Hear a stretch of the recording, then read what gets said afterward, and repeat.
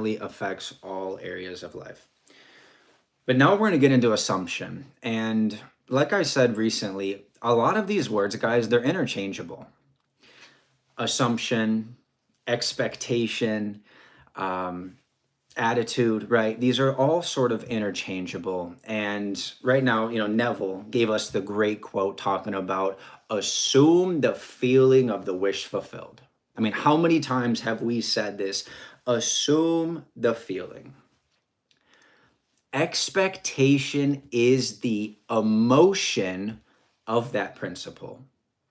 When you assume the feeling of the wish fulfilled, expectation is the emotion.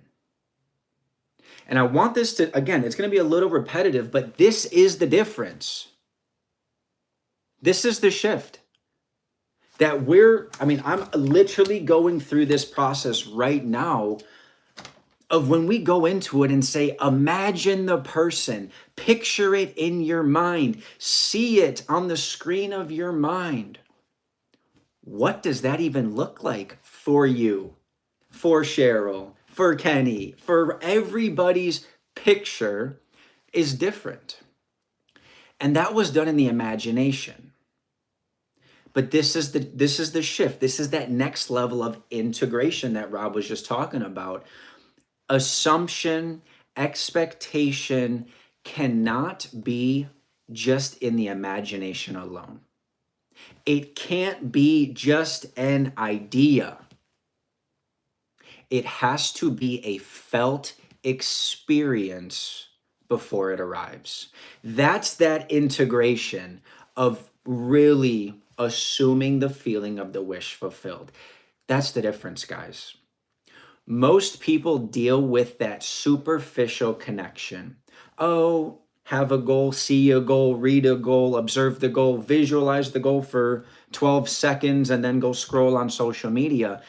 What real change requires is the felt experience, is the embodiment, which we're going to go over next week. So definitely be here on next week's call. That's the shift, guys. Going from just an idea, thinking of it, to thinking from it. Really entering into the spirit and making it a felt experience.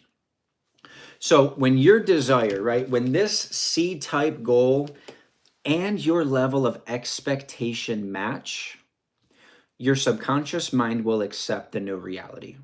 It'll say, okay, this is the way it is. This is the new truth. This is the new method, process, procedure, accepted reality. But when they conflict, when what you want and what you expect are not in harmony, your subconscious mind chooses expectation every single time. So you can have your goal.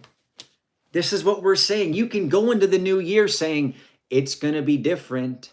This year is my year.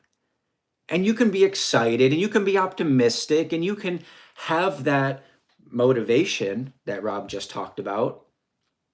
But it's not long lasting, guys. It is not integrated at the next level.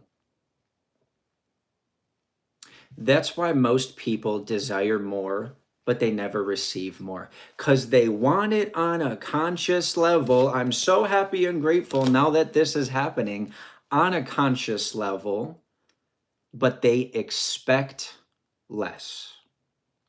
They settle for whatever. This is okay. Next month.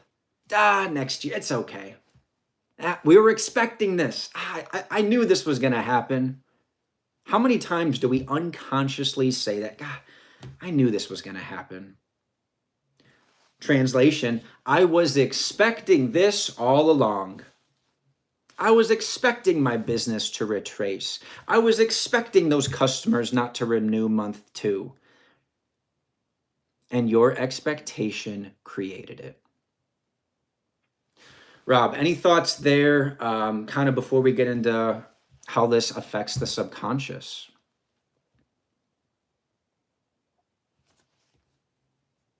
Sorry, I was muted. No, nothing to add there. Basically, just guys, layers and layers and layers of trying to get you to understand that